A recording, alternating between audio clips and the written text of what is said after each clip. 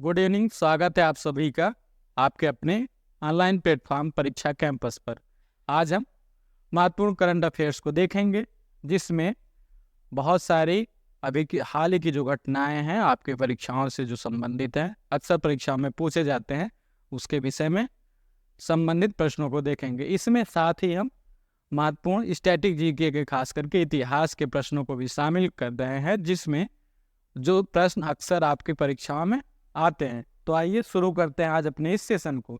आज का हमारा पहला प्रश्न है, मिडिल ईस्ट के किस देश ने फोन पे से यूपीआई पेमेंट की शुरुआत की है? हमारे ऑप्शन है ए सऊदी अरब अमीरात, बी ओमान, सी जॉर्डन, डी इराक। तो हमारा जो सही उत्तर होगा, फोन पे से, जो अभी हम लोग इंडिया में करते हैं, फोन पे से क्या करते हैं, यूपीआई फोन करके पेमेंट का ट्रांसफर करते हैं। तो क्या है, सऊदी अरब अमीरात। सऊदी अरब अमीरात ने वहां पर फोन पे से यूपीआई पेमेंट की शुरुआत की है। आगे देखते हैं, AFSPA यानी अफस्पा अधिनियम के तहत अशांत घोषित क्षेत्रों में सशस्त्र बलों को निम्नलिखित में से कौन सी शक्तियां प्रदान करता है? हमारे कथन क्या क्या है? पहला है, यदि सशस्त्र बलों को लगता है कि कोई व्यक्ति कानून का उल्लंघन कर रहा है तो वे बल प्रयोग के साथ यहाँ बल प्रयोग कर सकते हैं और गोली भी चला सकते हैं। दूसरा कथन है, वे किसी व्यक्ति को बिना वारंट के गिरफ्तार कर सकते हैं और किसी के भी घर में घुसकर तलाशी ले सकते हैं। तीसरा कथन है, किसी भी क्षेत्र में दो व्यक्तियों से अधिक के एकत्रित होने पर रोक लगा सकते हैं। उपयुक्त में से कौन सा कथन सही है? हमारे ऑप्शन है केवल एक, बी 1 और 2, सी सभी, डी केवल 2 और 3। तो जो अपस्पा अधिनियम है, अभी हाल ही में असम राज्य ने अपने 4 जिलों में अपस्पा लागू करने का निर्णय लिया है। तो इसमें जो उसकी सशस्त्र बलों की जो शक्तियां हैं, यह कथन सही है कि अगर कोई व्यक्ति कानून का उल्लंघन कर रहा है तो बल प्रयोग कर सकते हैं और गोली भी चला सकते हैं। कौन? सशस्त्र बल यानी सैनिक। दूसरा, वे किसी भी व्यक्ति को बिना वारंट के गिरफ्तार भी कर सकते हैं और क्या कर सकते हैं, उसके घर में घुस करके या फिर किसी संस्थान में घुस करके तलाशी भी ले सकते हैं। तीसरा है, किसी भी क्षेत्र में दो व्यक्तियों से अधिक एकत्रित होने पर। यही कथन गलत है। किसी भी क्षेत्र में नहीं, बल्कि यहाँ 2 व्यक्ति नहीं बल्कि 5 व्यक्तियों से अधिक, अगर जो क्षेत्र आसान क्षेत्र घोषित किया गया है वहां पर 5 व्यक्तियों से अधिक अगर लोग एकत्रित होते हैं तो वहां पर क्या रोक लगाया जा सकता है। यानी हमारे जो सही उत्तर होंगे बी 1 और 2, 1 और 2 सही है। आगे देखते हैं, अंतर्राष्ट्रीय परमाणु ऊर्जा एजेंसी IAEA के विषय में कौन सा कथन सही नहीं है? पहला है, इसकी स्थापना 1957 में संयुक्त राष्ट्र प्रणाली के अंतर्गत एक स्वायत्त अंतर्राष्ट्रीय संगठन के रूप में की गई थी। दूसरा, इसका मुख्यालय वियना ऑस्ट्रिया में है। तीसरा, सी, इसका उद्देश्य परमाणु प्रौद्योगिकियों के सुरक्षित, संरक्षित और शांतिपूर्ण उपयोग को बढ़ावा देना है। डी, भारत इसका सदस्य राष्ट्र नहीं है। तो हमारा जो सही उत्तर होगा डी, यानी भारत इसका सदस्य राष्ट्र है, यानी सदस्य राष्ट्र है, जबकि इसमें लिखा क्या है, राष्ट्र नहीं है। तो यह गलत है। आगे देखते हैं, संयुक्त राष्ट्र आपदा जोखिम न्यूनीकरण कार्यालय UNDRR का मुख्यालय कहाँ है? हमारे ऑप्शन है A Vienna, B Paris, C Geneva, D Washington DC।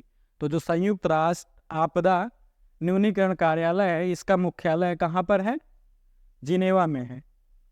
Geneva में इसका मुख्यालय है। आगे देखते हैं, zero carbon building action plan ZCBAP कहाँ शुरू किया गया? हमारे ऑप्शन हैं ए अहमदाबाद, बी विशाखापत्तनम, सी भोपाल, डी नागपुर। तो हमारा जो सही उत्तर होगा zero carbon building action plan, Nagpur में इसको लॉन्च किया गया। ठीक, अब होता क्या इसमें, zero carbon building action plan जो है, ऐसे भवनों को बनाया जाना है जिससे पर्यावरण को न्यूनतम क्षति हो। ठीक, यानी पर्यावरण अनुकूल भवन बनाया जाए, उसमें जो तकनीकी का उपयोग हो क्या हो, पर्यावरण के अनुकूल हो। आगे देखते हैं, अंतर्राष्ट्रीय न्यायालय ICJ से संबंधित कथनों में कौन सा कथन गलत कथन है? पहला, यह संयुक्त राष्ट्र का मुख्य न्यायिक अंग है। क्या है? संयुक्त राष्ट्र का मुख्य न्यायिक अंग है। इसे 1945 में स्थापित किया गया। दूसरा, इसका मुख्यालय हेग, नीदरलैंड में है। तीसरा, इसके न्यायाधीशों का चुनाव संयुक्त राष्ट्र महासभा, कौन? संयुक्त राष्ट्र महासभा और सुरक्षा परिषद द्वारा 9 वर्षों के लिए चुना जाता है।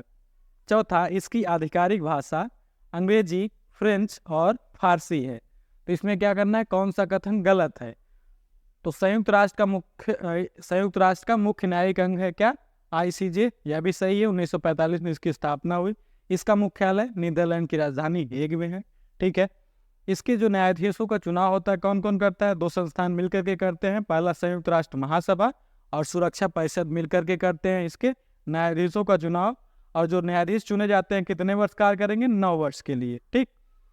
चौथा है, इसकी आधिकारिक भाषा अंग्रेजी और फ्रेंच है। कौन कौन सी? अंग्रेजी और फ्रेंच है, न कि फारसी। यही कथन गलत है। आगे देखते हैं।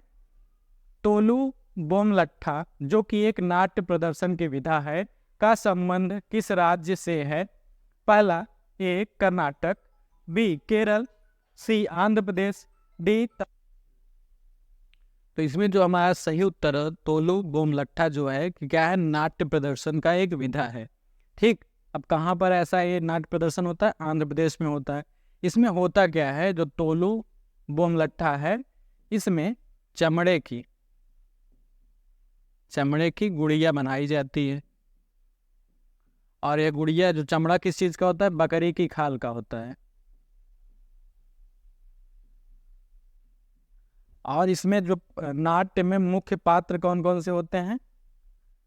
या तो जानवर होगा, या कोई पक्षी होगा, देवता होंगे और राक्षस होंगे। देवताओं के साथ तो राक्षस रहेंगे ही, यानी जहां देवता है वहां राक्षस भी होंगे। तो क्या है? पात्र कौन कौन से हैं? जानवर होंगे इसके पात्र, पक्षी होंगे, देवता। और जो नाट्य होगा उसका पृष्ठभूमि क्या है? रामायण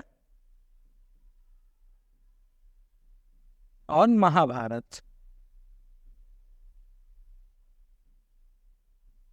यहां से कहानियां ली जाएंगी और वहां पर क्या होगा? इसका प्रदर्शन किया जाएगा। होता कहाँ पे है? तोलू बोमलट्ठा आंध्र प्रदेश में है। मुख्य क्या है? चमड़े की गुड़िया बनाई जाती है। जो चमड़ा होता है बकरी की खाल का होता है। आगे देखते हैं। अफार ट्रायंगल का संबंध किस देश से है? ए संयुक्त राज्य America, B United Kingdom, C Germany, D Africa. तो हमारा जो सही उत्तर होगा, अफार ट्रायंगल का संबंध अफ्रीका से है। अफ्रीका में, पूर्वी अफ्रीका में, हार्न ऑफ अफ्रीका में यह है।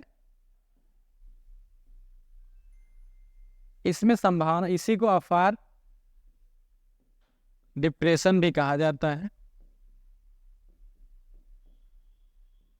चर्चा में क्यों है? क्योंकि विद्वानों का मानना है, हाल ही में रिसर्च में पता चला है कि यहाँ पर एक नए महासागर की उत्पत्ति की संभावना है। यानी यहाँ पर जो प्लेट है न्यूबियन,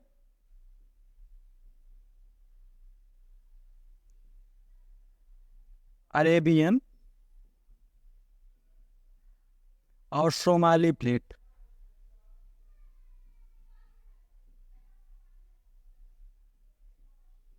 इनमें अभिसरण हो रहा है। इसकी वजह से क्या ऐसा व्यक्त किया जा रहा है कि यहाँ पर हो सकता है कि एक नया महासागर की उत्पत्ति हो और यहाँ से अवास नाम की नदी बहती। कौन सी नदी? अवास नदी बहती है। आगे देखते हैं। मोहिनीअट्टम नृत्य के विषय में निम्नलिखित में से कौन सा या से कथन सही है? पहला है, यह केरल का शास्त्रीय एकल सोलो नृत्य है। दूसरा, इस नृत्य का उल्लेख 1709 में मध्य मंगलम नारायणन नंबूतिरी द्वारा लिखित व्यवहार माला और बाद में कवि कुंजन नाम्बियार द्वारा लिखित घोषयाला में मिलता है। तीसरा, नृत्य के प्रमुख विषय ईश्वर के प्रति प्रेम और भक्ति, आमतौर पर भगवान विष्णु या उनके अवतार भगवान कृष्ण इस नृत्य के मुख्य पात्र होते हैं। ऑप्शन क्या है? केवल एक, बी केवल एक और दो, सी इनमें से कोई नहीं, डी सभी। यानी निम्नलिखित कथन में से कौन से या सा सही है? तो जो केरल में मोहिनीअट्टम है एक शास्त्रीय नृत्य है, और एकल में यानी इसमें जो नृत्य करता है वह अकेला व्यक्ति होता है। ठीक, तो यह सही है। अब चर्चा में क्या है? क्योंकि हाल ही में इसमें पुरुषों द्वारा भी प्रतिभाग लिया जा सकता है, यानी अब इस नृत्य को पुरुष भी करेंगे। और दूसरा इसमें क्या है? 1709 में जो मजमा मंगलम नारायण नमूतरी द्वारा लिखित पुस्तक व्यवहार माला है, और बाद में कवि कुंजन नामबियार इन्होंने घोषयात्रा नामक पुस्तक लिखी, इसमें इसका वर्णन मिलता है। दूसरा, इसका जो विषय है ईश्वर के प्रति प्रेम और भक्ति होती है, और भगवान विष्णु या उनके अवतार कृष्ण इसके मुख्य पात्र होते हैं। यानी तीनों कथन यानी डी सभी सही हैं। आगे देखते हैं, इम्पैक्ट क्रेटर झील कहाँ है? पहला, A France, B Finland, C Greenland, D Lithuania. तो जो इम्पैक्ट क्रेटर झील है यह फिनलैंड में है। कहाँ पर? फिनलैंड में। अब चर्चा में क्यों है? क्योंकि यहाँ पर जो ये इम्पैक्ट क्रेटर झील है यह यूरोप की सबसे बड़ी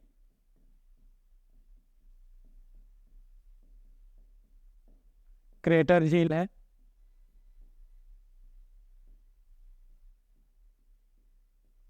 और इसका निर्माण जो है लगभग 78 मिलियन वर्ष पहले, कब? 78 मिलियन वर्ष पहले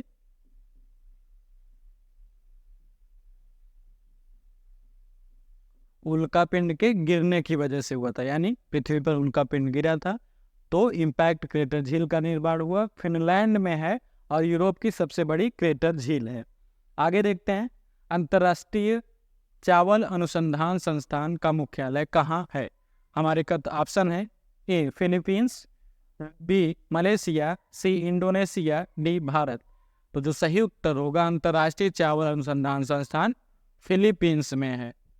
आगे देखते हैं, मुदुमलाई टाइगर रिजर्व से किस राज्य की सीमा नहीं मिलती है?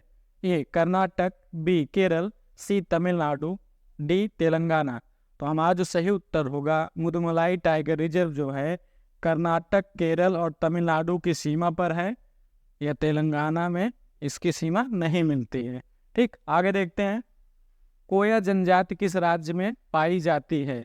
हमारे ऑप्शन है, ए उड़ीसा, बी तमिलनाडु, सी मिजोरम, डी मणिपुर। तो हमारा जो सही उत्तर होगा, कोया जनजाति उड़ीसा में पाई जाती है। कहाँ पर? उड़ीसा में। आगे देखते हैं, मुस्क बुदजी चावल कहाँ पाया जाता है? ए उत्तराखंड, बी कश्मीर, सी अरुणाचल प्रदेश, डी असम। तो जो मुस्क बुदजी चावल है कश्मीर में पाया जाता है, खास करके कश्मीर हिमालय में इसकी पैदावार होती है। महत्वपूर्ण क्यों है ये चावल मुस्क बुदजी? क्योंकि इसमें एक मनमोहक सुगंध पाई जाती है और इसका एक विशिष्ट स्वाद है, इसलिए यह प्रसिद्ध है। आगे देखते हैं, माई कंट्री माई लाइफ पुस्तक के लेखक हैं।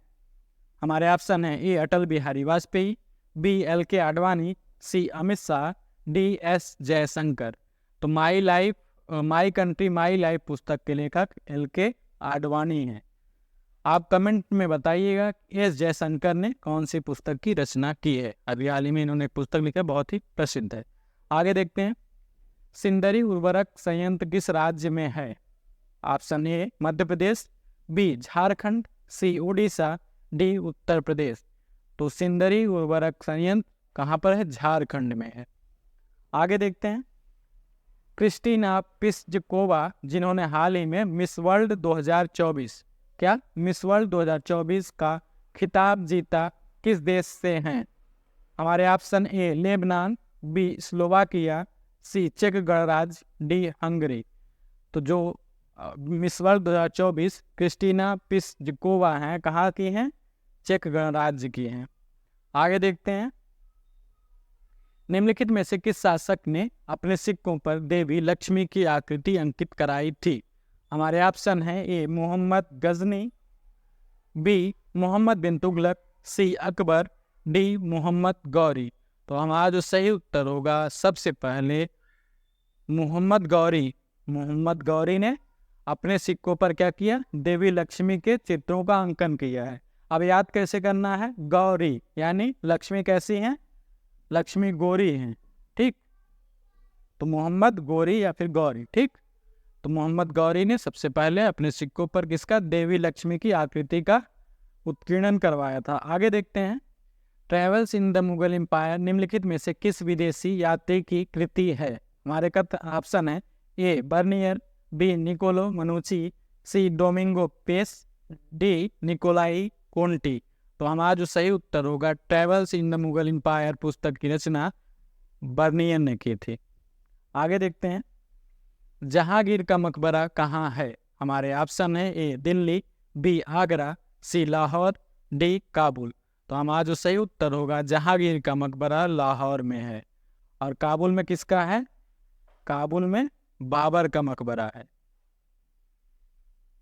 तो आप कमेंट बॉक्स में हमें बताइएगा कि हुमायूं का मकबरा कहाँ पर है, हुमायूं का मकबरा कहाँ पर है। यह आज का हमारा आखिरी प्रश्न था। आशा करता हूँ ये सभी प्रश्न आपको पसंद आए होंगे। हमने यहाँ पर महत्वपूर्ण प्रश्नों को ही शामिल किया है। अगर करंट अफेयर्स आपको पढ़ना है तो दुनिया भर में बहुत सारी घटनाएं हो रही हैं और उनको हमेशा परीक्षा में पूछा भी नहीं जाता है, तो वही पढ़िए जो काम का है। फर्जी का करंट के नाम पे बहुत सारे प्रश्नों को पढ़ना या फिर बहुत सारी सूचनाओं को पढ़ना किसी भी लिहाज से हमारे लिए, खास करके विद्यार्थियों के लिए उपयोगी नहीं है। तो आपको बहुत सारे विषय भी पढ़ने हैं, सिर्फ करंट अफेयर्स पढ़ करके ही हम कुछ नहीं कर सकते हैं। तो वही पढ़िए जो आपके काम का हो। तो हम यहाँ पर बढ़िया रिसर्च करते हैं, उसके बाद ही ऐसे प्रश्नों को लाते हैं जो अक्सर परीक्षा में पूछे जाते हैं। तो मिलते हैं आपसे अगले वीडियो में, तब तक के लिए धन्यवाद।